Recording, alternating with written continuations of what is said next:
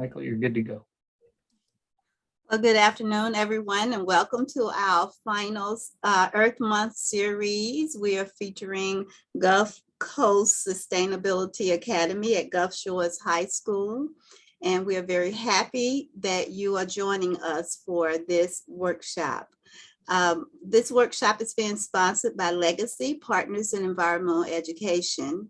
And Legacy, and you'll see our website at the bottom of this slide. So please go by and visit it and see what other workshop opportunities and professional learning is available for teachers. But Legacy was created in 1992 by a group of individuals that are dedicated to providing quality fact-based environmental education materials to the citizens of Alabama. And the organization currently brings together state and federal agencies, businesses, environmental groups, associations, and concerned citizens to provide comprehensive environmental education programs without duplicating efforts of other organizations, which is very important to us. So our goal is to operate as a true partnership of all groups that are interested in environmental education.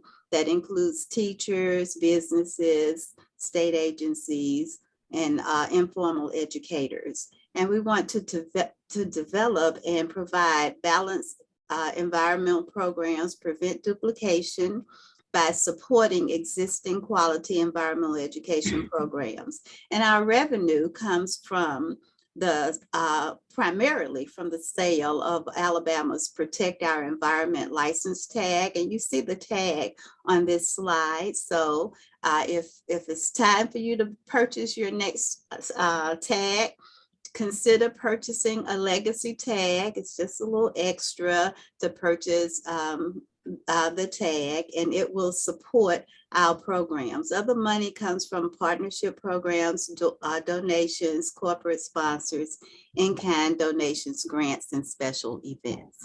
We do have some education workshops coming up.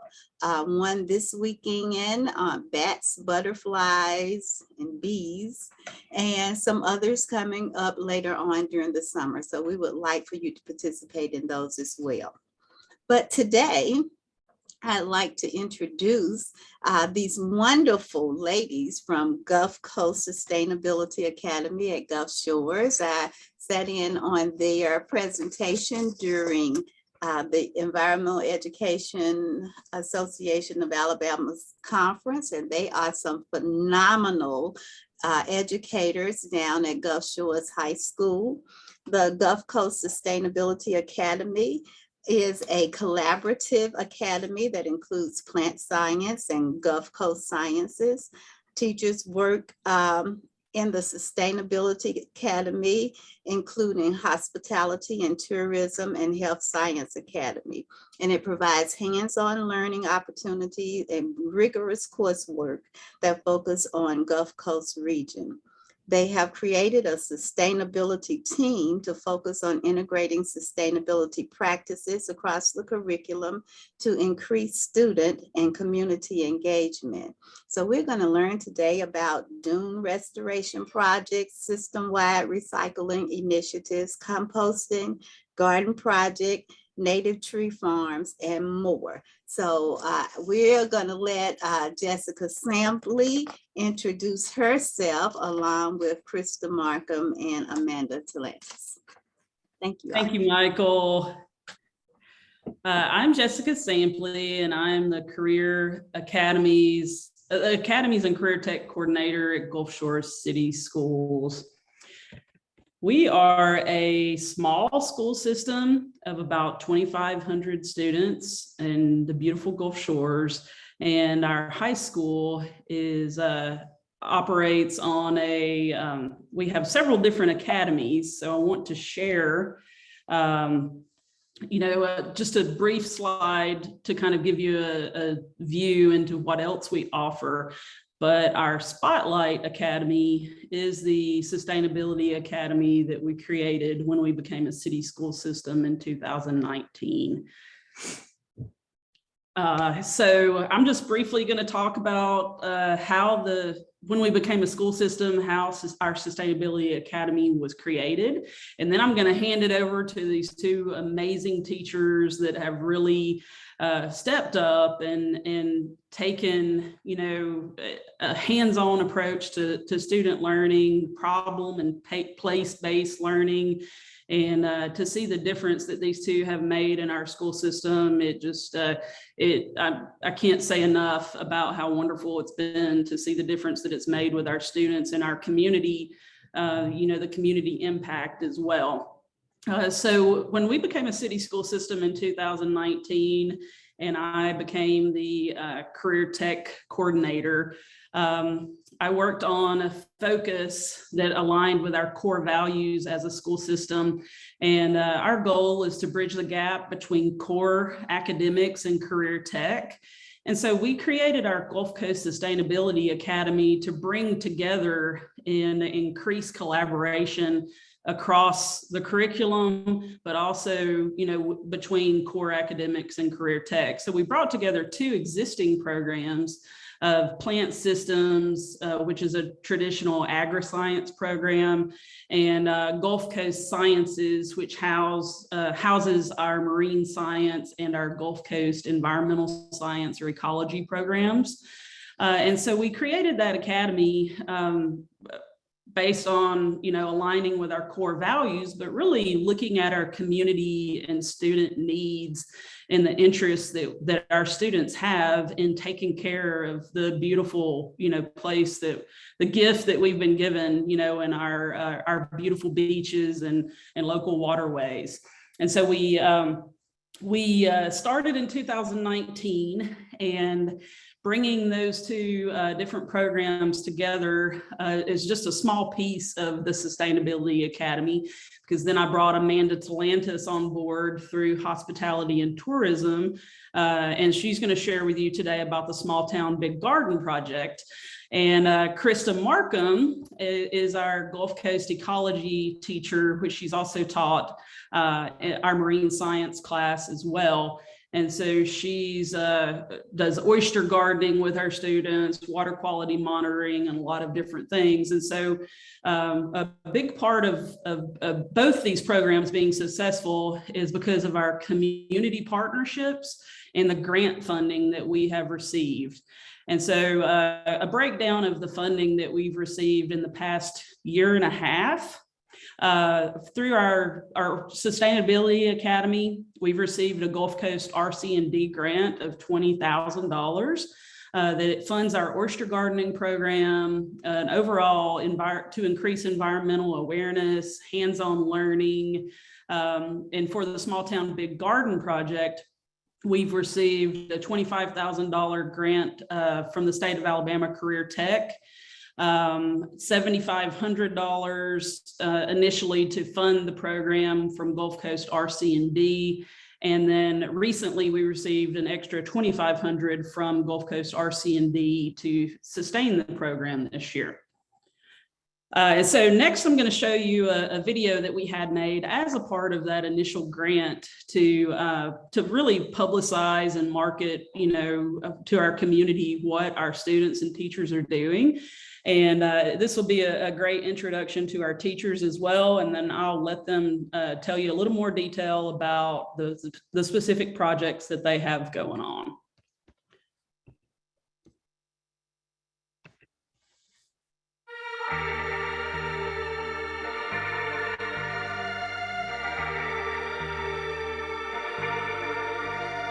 We would like to welcome you to Gulf Shores High School and our Sustainability Academy.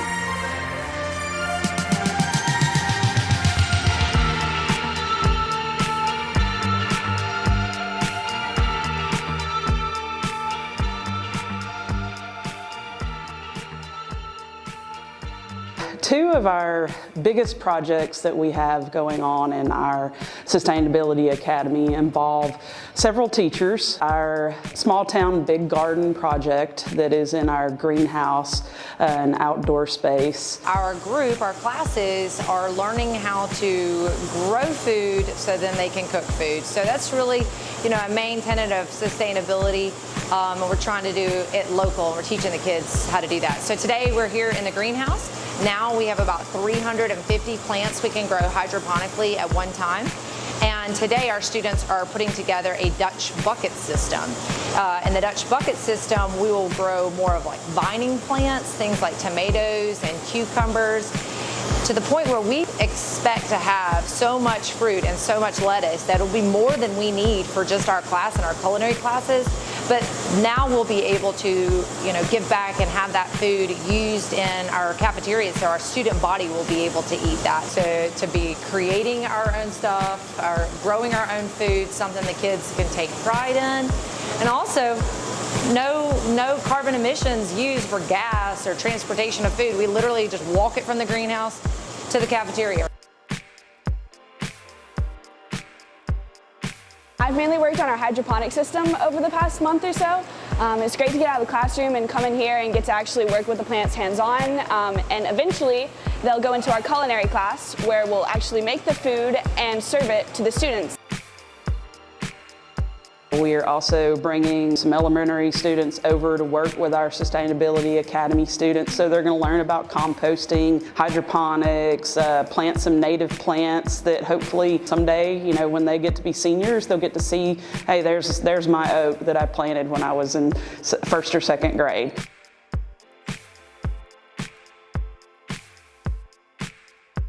And so in the oyster gardening project, Krista Markham leads that project, and she takes students weekly out to grow oysters in Little Lagoon off of Dennis Hatfield's Pier.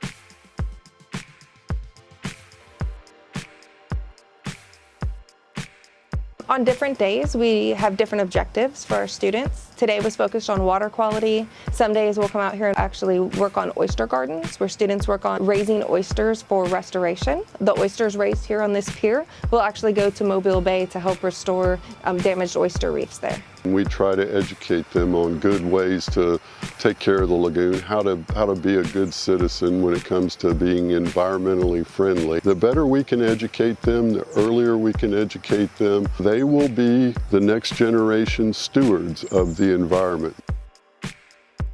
All of this is STEAM-based, hands-on learning, and so we really encourage our students to get outside of the classroom and find their passions. We just hope to continue to build this program and work with the community and really teach our students to be stewards of our environment and just how important that is that we take care of this beautiful place that was given to us. So, thank you.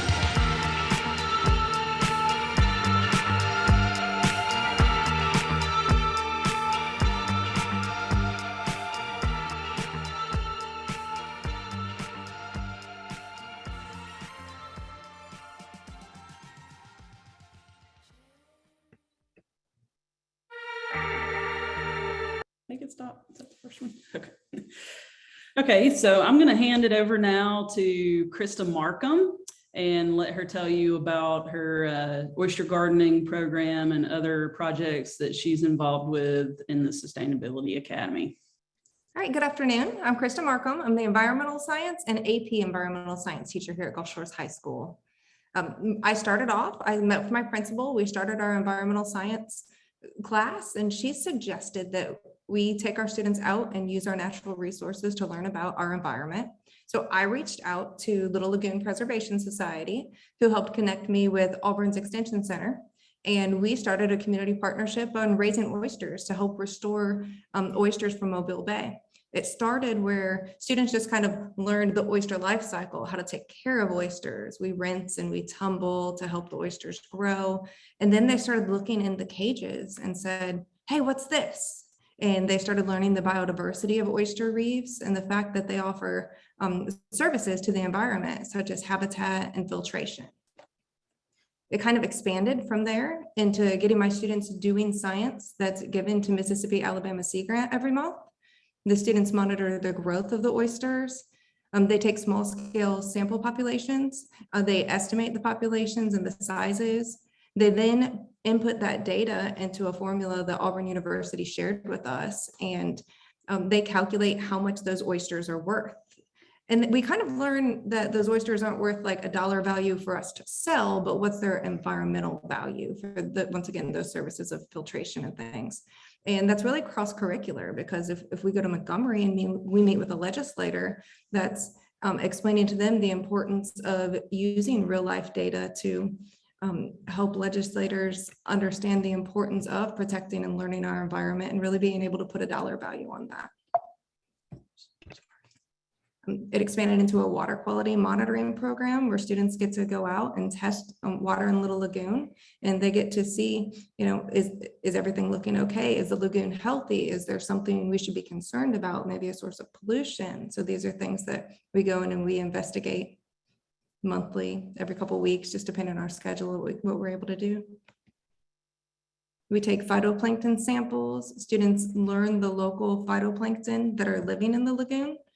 They take the samples themselves, they make their slides, they review it in the microscope, and they learn the different types of plankton that live there. We have a scientist come in and actually go through and know a phytoplankton sample count, and the students are then able to identify phytoplankton. So hearing my students say, rotifers, are talking about plankton that could cause, bacterial or algal blooms in the lagoon. So those are all great things there. One of our students was so excited about what he was learning, he decided to do a senior capstone project. So he investigated the biodiversity of oyster reefs. So he worked with our community partner and Auburn University to develop his methodology, and then researched and presented at the end of the year what he found with his data. So he's now studying marine biology at Auburn. So we're pretty excited about that. Our students also do other projects. So this is one example where we went to the Little Lagoon and they learned the difference between a bulkhead and a living shoreline.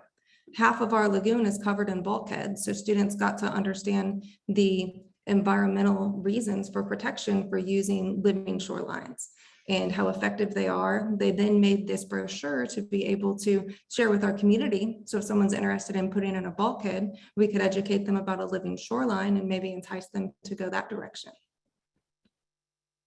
We then learned about how we have shoreline protection devices, and Reef Maker is a local company that creates shoreline protection devices. When I reached out to them, their owner came into my classroom, he spoke, and then he let the students go and tour. This is my students looking at one of the super reefs. They put artificial reefs into the Gulf of Mexico.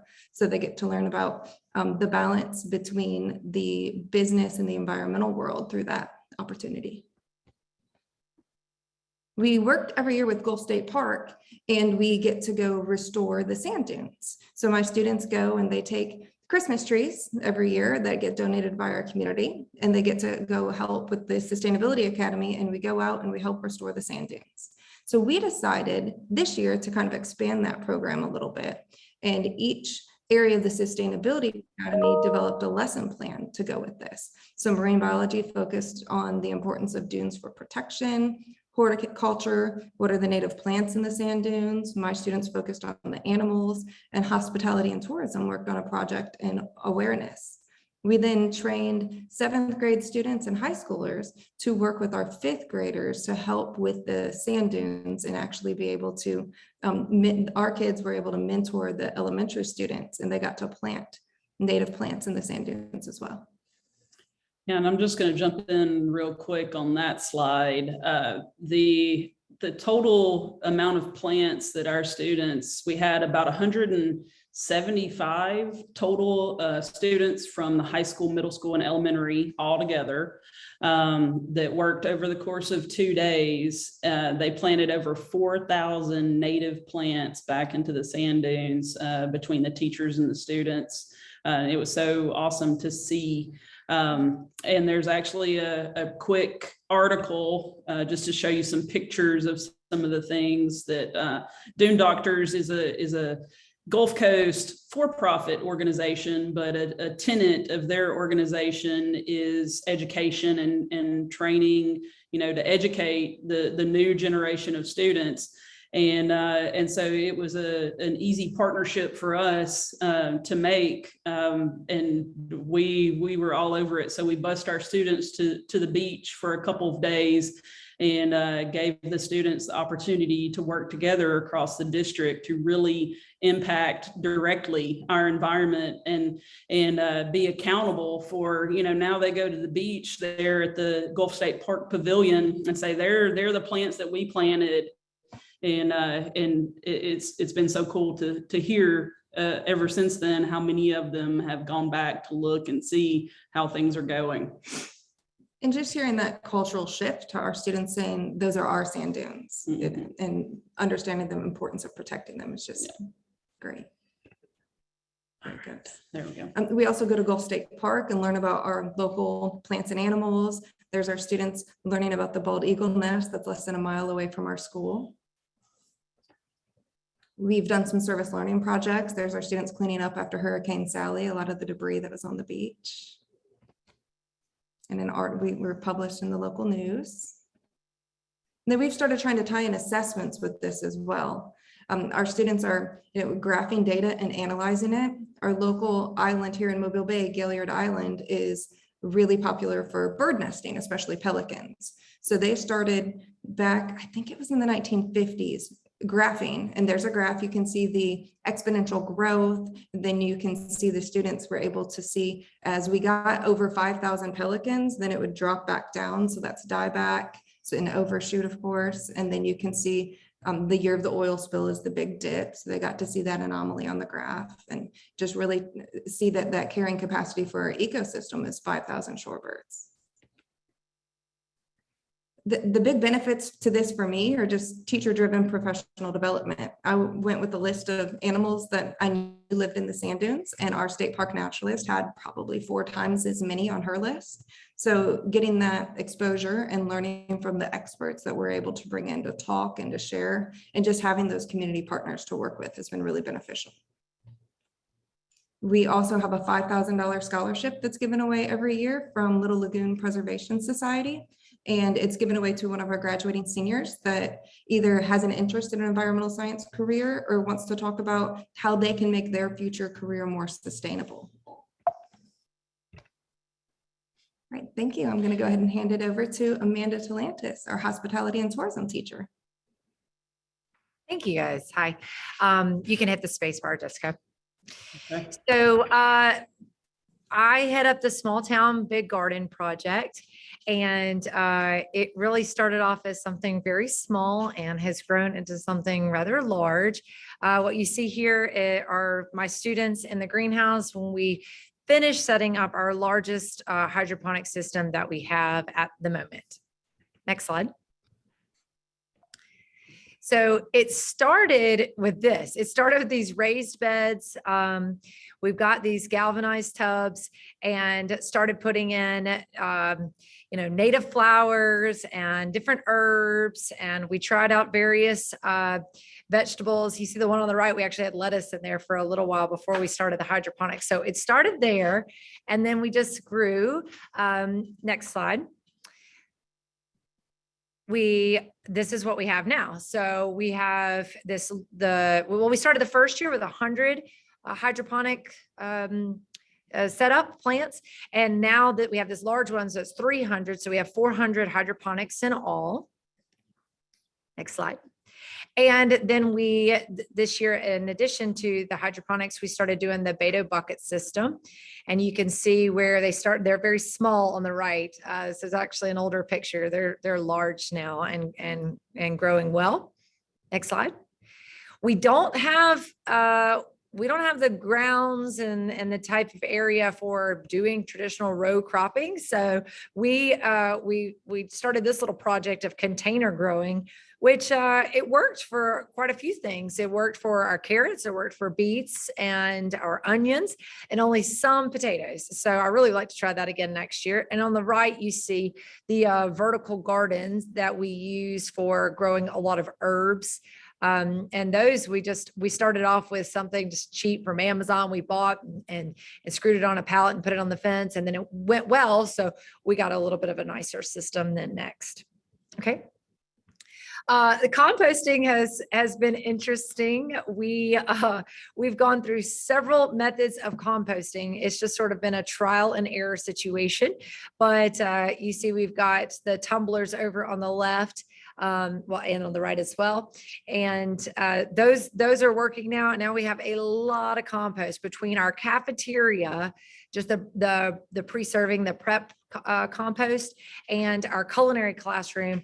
We are putting out a lot of compost each day. Okay. All right. So really where we've learned the most, my students, has been in making mistakes. You know, in the failures, in the problems. That is where we have learned so much. And it's really been great. You know, some days I just start class, I come in and I say, okay, so you want the good news, the bad news? You know, what do we want to talk about today? Like how things are going, or what's the daily problem? So we really actually have a daily problem, but we're doing all sorts of things out there in the greenhouse. You see, they are tracking the data. They're learning about what's the importance of learning how to grow like this. They are very hands-on. When we ordered the system, it came in pieces with, might I say, terrible directions. At least that's what my students would say. They were angry about the directions because they were difficult to understand. They just had to figure it out. So, I mean, there's quite a bit of engineering involved in it. A big portion of the class is culinary. So in the end, we'll get to that part, but we wrap it up by cooking the food that we're growing. And again, we have a student that has taken on a capstone project to start tracking some of this data. Okay, next slide. So some of our bigger problems is leaks. We've had quite a few leaks. You have clogging of the feed lines, you know, the movement of the tables. You see the system when it came and had these itty bitty squares. You see, I'm kind of trying to shove into right there. But the problem was when the horticubes would fall over, we couldn't dig them out, or whenever we wanted to harvest them and we wanted the roots to stay intact, we couldn't, it would just break them off. So we individually drilled new holes for all 300 on that tank. So some kids really love using the power tools. So that was a good part of the project for them. Okay, next one. That's an example of us altering it. Now, this is our student Beckham Smith, who you saw in the video when she first got into the class, and she did such a good job and she took an interest and she's a natural leader. So she has taken this on as a capstone project. She'll actually be presenting next week. So this is an independent study for her. So now every day when she comes to school, she goes straight to the greenhouse. She doesn't even come see me first. She goes out there and she checks our pH levels. She checks our fertilizer. She makes sure we don't have any major issues, plants if we need her to plant new things.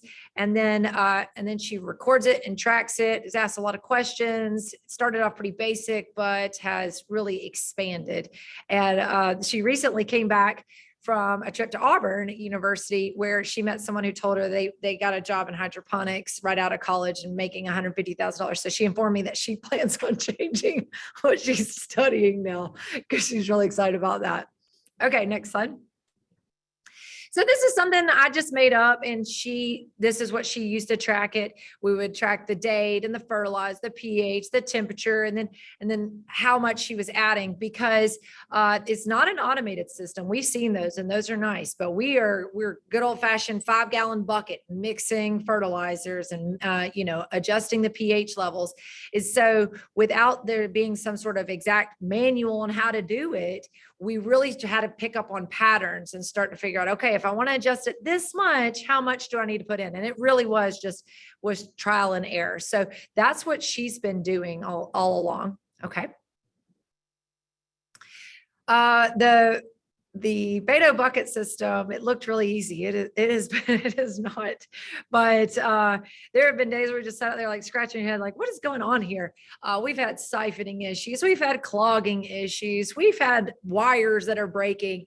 And, it really has been just sitting there telling the kids, this is my problem, and seeing if somebody could figure it out. On the other system, there's 25 channels. It's an odd number. And so on one, the water pressure is super high. It's way higher than the others. And I couldn't figure out how I was going to deal with it. It was a freshman boy who was like, well, Miss Talanis, why don't you just run a line back into the tank? And I was like, oh, why didn't I think of that? But it's that sort of, process where the kids are learning a lot and they're really just putting, their minds to work and solving problems, which, believe it or not, it seems so simple, but it's a big gap in our education system right now. Like the kids just critical thinking. So doing that on these sorts of projects, I think is a tremendous help to them. And I know that their future employers would thank us for it. Okay, next slide. So this is what I was talking about. We've been through the ringer with the compost. So we got this idea of like, oh, we've heard of doing screening for compost. So we put this little table up there with the screens. Well, it didn't work. The screens were too small. So we're actually back to a rather large pit that we will turn out quarterly and then put back in. So this pit you see now was expanded, and between that and the 2 tumblers, that's how we are managing the compost. And because I have so much going in and I have the help to turn it quite frequently, we're actually turning out a good bit of compost, which we're bagging up and selling at the local farmers market now, making good money for our agriculture department. Okay. So then we decided we were doing so well with the lettuces that our cafeteria can now depend upon us. So we wanted to jump into the farm to school program, which is basically it's money that our legislatures provide. If you buy food from local farmers, you can get reimbursed for that. Well, we fall under that category. So now our students are providing lettuce to the cafeteria. Next slide. We've had quite a few things to work out as far as that goes as well. When you buy from a distributor and you go to Walmart, they always have things ready and, fresh or whatnot. But when we're dealing with us, it's like we had all this crop ready all at once. They couldn't use the crop. So what we've learned to do is how to rotate it.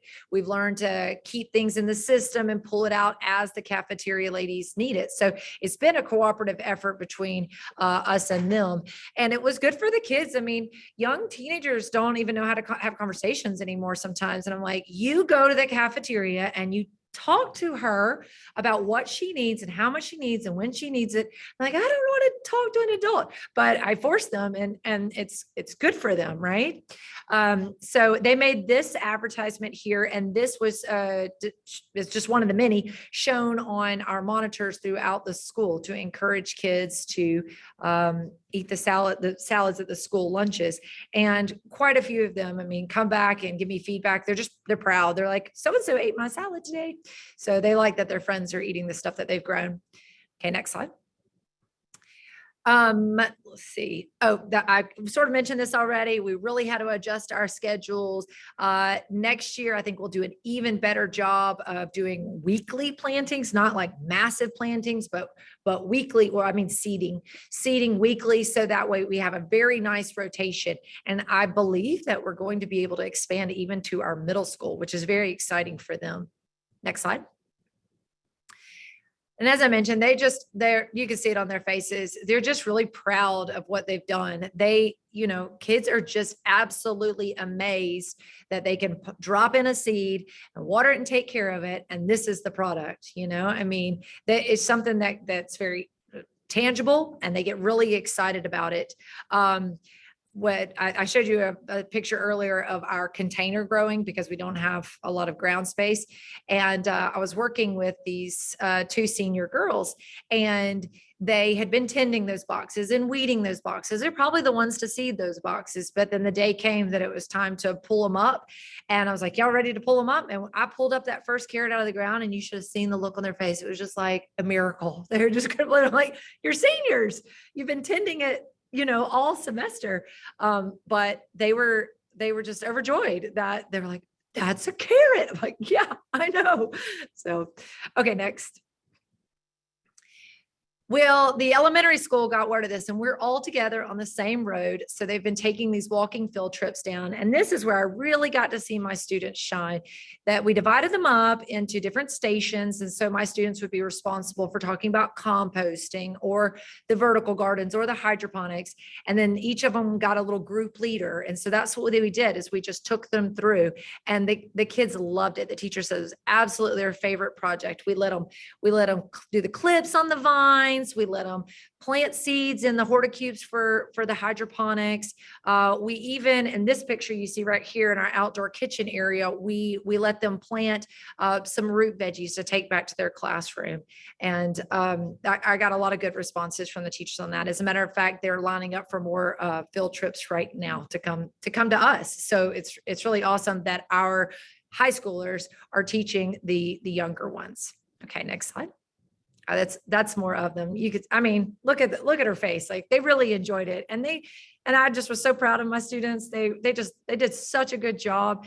And I told several of them, like, if y'all don't grow up to be teachers, the world is missing out. So I think they're going to be great. Next. That's the vertical garden again.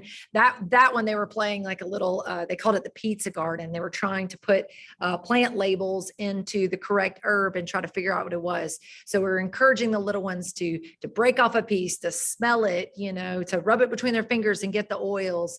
So I mean, they absolutely loved that part. Next.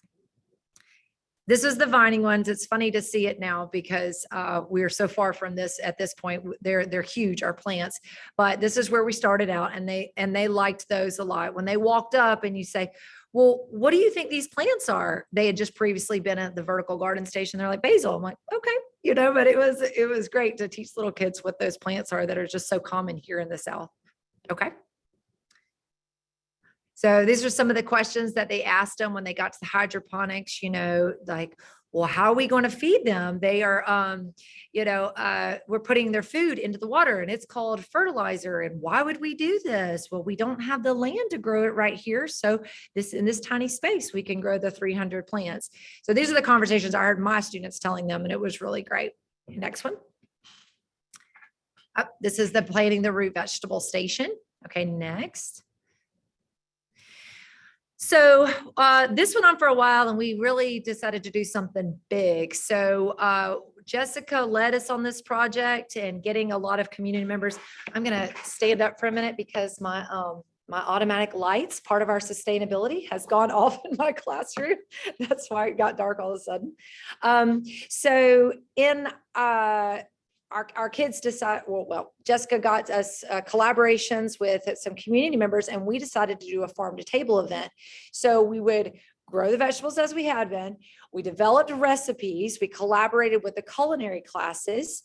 And then we threw together this event, and it was a collaboration on many parts. We even had our health science students working on the nutritional benefits of all the things that we were serving. Again, we had the culinary students working on recipes. And then we had my students really got to pick, what are you really good at? Do you want to go work with your hands? Okay, you're going outside to work on building the outdoor classroom. They built burners. They hung lights and put up posts for that and cleaned, got their hands in the muck. But then others wanted to work on this. So what you see here are the different submissions for our graphics for the event.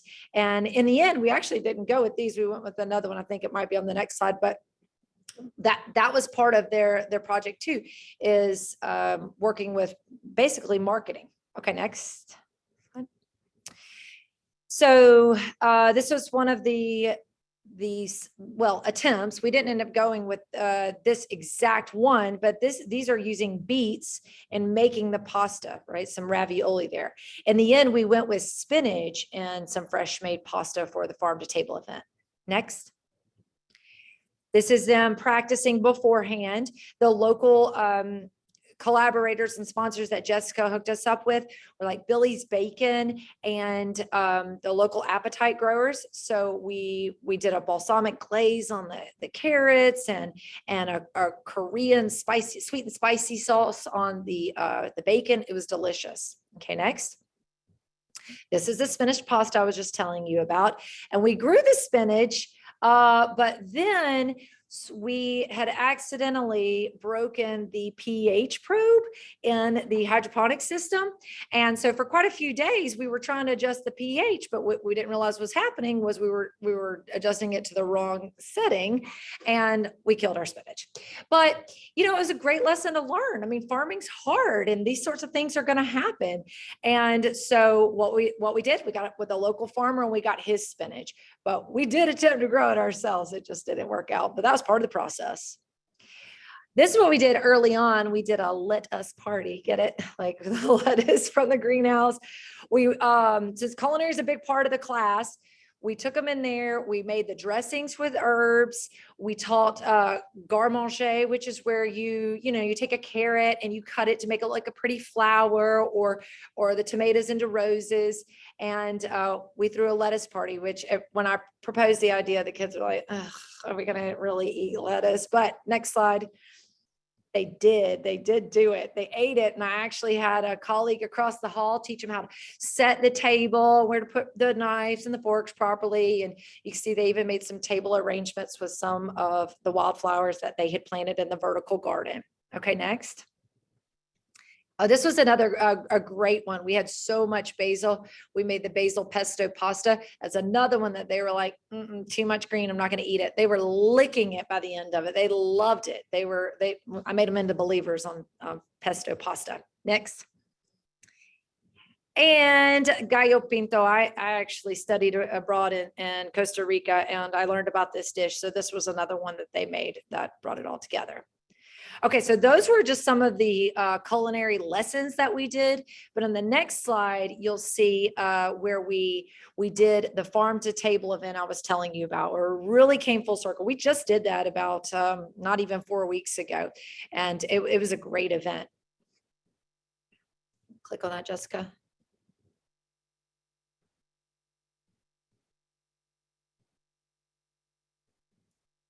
Okay, so the student I was telling you about that's doing the capstone event, she is a very good writer. So she wrote this to begin with. You see, we set up stations outside so the students could be grilling and cooking the food while folks mingled. We used bistro tables, so everyone didn't really sit down. It was more like walk around to the stations and visit the different foods that being made, right? So it's kind of like a small plate, you see. This is an outdoor kitchen that some teachers collaborated with on and built that. But the rest of it, the students, they did all that. They did the table decorations, they did the setup. There's a stage. We had a local musician. They did the lights. I swear the lights took us forever, but they got those so because they were learning about event planning and learning how to set the stage for a nice event. But the key part was when these community members walked around to sample the food, the students there were there to talk to them about it. And they got to talk to them about the entire process, about, where it came from and how they grew it and how they cooked it or what the recipe development was. And the community members were so impressed. One of them told me, he said, I don't know what I was expecting, but not this. Like, this is amazing. This was one of the final products that the students made here for a large menu. So we had the menus printed, we had the recipes printed, and they did the graphics to have them all matching and look the same. And we hounded them on font and looks and sizing. And most of these are like freshman kids, and that's some great stuff that they're learning. And here's this examples of our menus. We included local sponsors down at the bottom there. We called that the hydro salad bar for all of our hydroponic lettuce. That was fun. And that's the pasta. We did have our tomatoes from our beta bucket system that topped the pasta. That was really good. The dressings were a huge hit. The kids made all the dressings from scratch by themselves using all of our herbs that we've grown. We even got local honey to make some of them. And everyone loved those. We did the infused drinks, again, with the mint in our garden. Lemon and ginger came from the teachers' gardens at home. We all brought it in, and we all tried to do as much local materials as we could. right, yes, yes, our principal talking, you see there. Me gave a little speech, but here's an example of the oysters, the local oysters we have that the kids did. They did compound butters on that. There's the sweet and spicy Korean bacon. These are the grilled balsamic carrots. These are the mini carrot cake muffins. So we used our carrots and we used the local honey to make those. And this is our salad bar. We even had fresh sprouts grown for that. My husband did that actually. And we pickled the beets from the garden and did a quick pickle of those for the salad bar. And see, you can see that's where she's standing, made out of just basically I forget what they call it, top blocks or something like that. The kids, I said, here's some extra blocks that somebody dropped off at the school. I want you to make a station for a burner. And they did it. They put it together. They pieced it together. That's a burner that's permanent outside now. And that's what they did. They just stood there, they cooked, they talked, and it was awesome. It was really, really great. Okay, yep, those are infused drinks as well. So, I mean, I guess all in all, to wrap it up, I would just say that, you know, we came full circle, and the kids, they really were involved with the process every step of the way.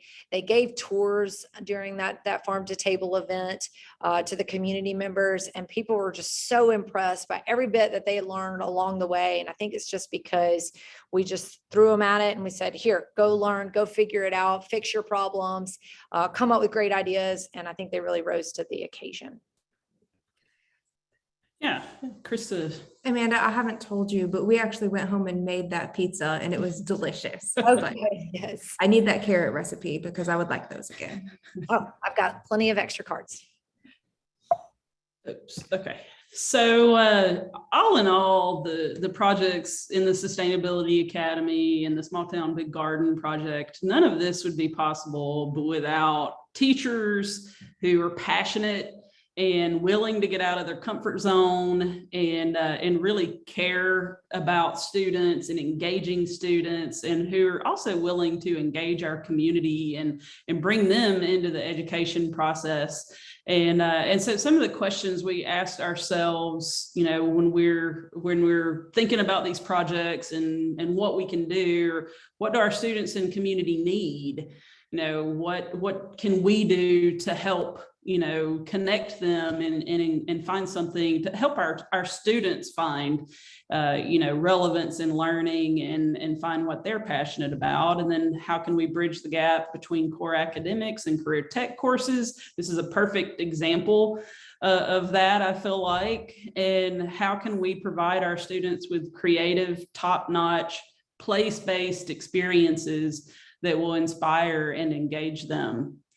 How can we involve our community, like I said, directly in the education of our students? And we're really lucky that our community wants to be involved. And so the garden project would not be possible without Will Maston from Local Appetite Growers, who was willing to come out. It's a local hydroponic lettuce farm, and they're willing to come out and donate his time and teach Amanda about hydroponics and teach the students about hydroponics and help problem solve. And he continues to be a partner, you know, along the way. And not so much you know, they're different kinds of partners, you know, and with Krista, it would not be possible without Dennis Hatfield of Little Lagoon Preservation Society, and that relationship spurred, you know, so many other connections to our community for both these teachers. And it's really exciting to see, you know, more people want to be involved and more students want to be involved. And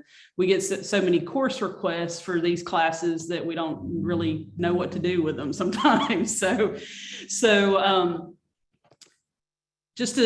I'm not going to read through all of this, but this is just a few of the direct project partnerships in series that really started from, you know, oyster gardening that Krista started really kind of set the tone and initiated, this kind of learning, encouraging more people to get outside of the traditional classroom and use the environment around us and teach kids how to take care of the environment and learning about how to grow food and where it comes from and how it's treated and the impact that we have on our environment. It's just been amazing, all the people who are willing to, partner with us. And I think another event that I think about, and that has really, kind of changed and really, I guess, influenced some of the things that we do is when we visited Auburn University, we took a group of the sustainability team at the high school, which is teachers and Amanda and Krista, of course, but we also have an English teacher, we have the health science teacher, we have a couple of administrators as well, the culinary teacher who are on that team, and the plant systems teacher. And so we took a group of teachers to Auburn University, and the sustainability office there set up tours for us and talks with professors in various departments about the different projects that they do that are related to sustainability. And it really became a model for us, in a lot of ways, and has really informed, some of the decisions that we have made. And having that partnership and direct connection with them, will definitely help us moving forward to use them as a model. So it's did I miss anything there? Y'all want to add anything about the partnerships? Did I leave anybody out?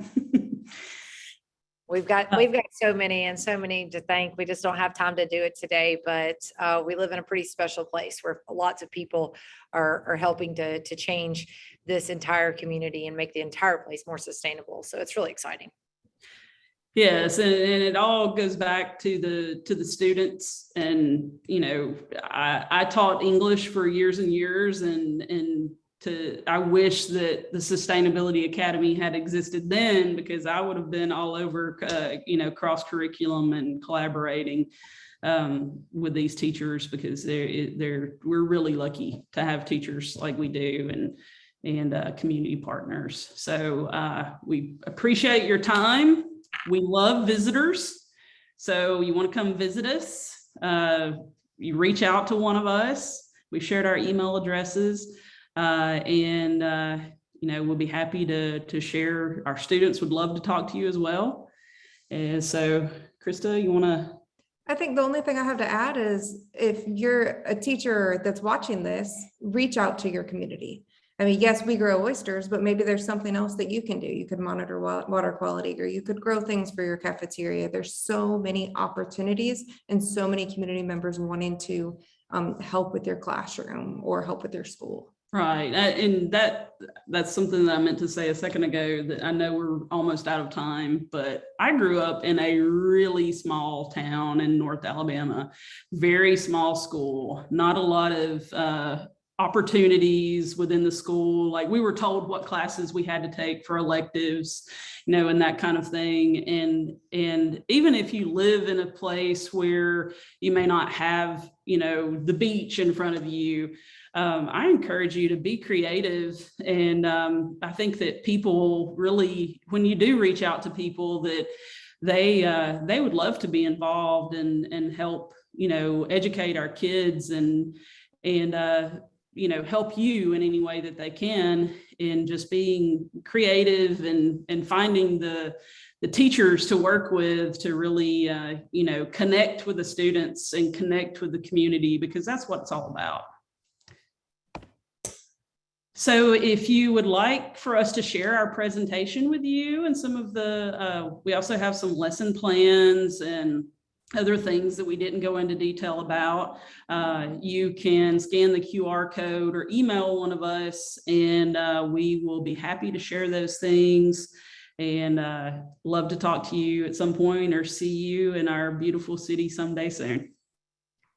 I have a question. You all talked about small town, big gardens, and you sort of mentioned small town, big trees. What is that? I think I may have missed that part. So yeah, Small Town Big Trees is another project that is, there just wasn't enough time to talk about all of them. But it is a collaborative project that with our city that it's a native tree farm that is housed on our campus at our greenhouse. And so if you saw on the video, when they zoom into the greenhouse, there's like a fenced in area there that is, that's where the tree farm is housed. And so our students take care of those trees. The city got a grant a couple of years ago to start that tree farm and wanted to house it on our campus. And so they used the grant funds to update our greenhouse area, build some of the fencing and gates, et cetera. And our students grow those trees, take care of them throughout the year. And then those are the trees that our city gives away at the local Arbor Day event. And it funds environmental education grants for about $2,500, and schools do qualify for it. You have to be a tax exempt nonprofit organization, and you all would qualify because you are a nonprofit as through your school status. So if you need some extra money for a new project, you have to show that you have a project director, and you'll have to write up a proposal just like you would for any other funding that you would apply for. It's usually open around March of each year and closes sometime in April. So apply for that grant for next year for your school. We'll be happy to give away some money to you. We would love to have it. So this is awesome. You all are doing a great job. It just excites me to see what you're doing at your school for students, how I love when students are being taught, when you're teaching the whole child and you're incorporating all subject areas, it's interdisciplinary, cross-curricular, and students get to use everything that they're learning in school. It's not just a sit and get academic kind of thing. They're actually applying that learning to things in their environment and in their everyday life. And I think you all are doing a remarkable job there, and kudos to all of you. We thank you for all you're doing for those students.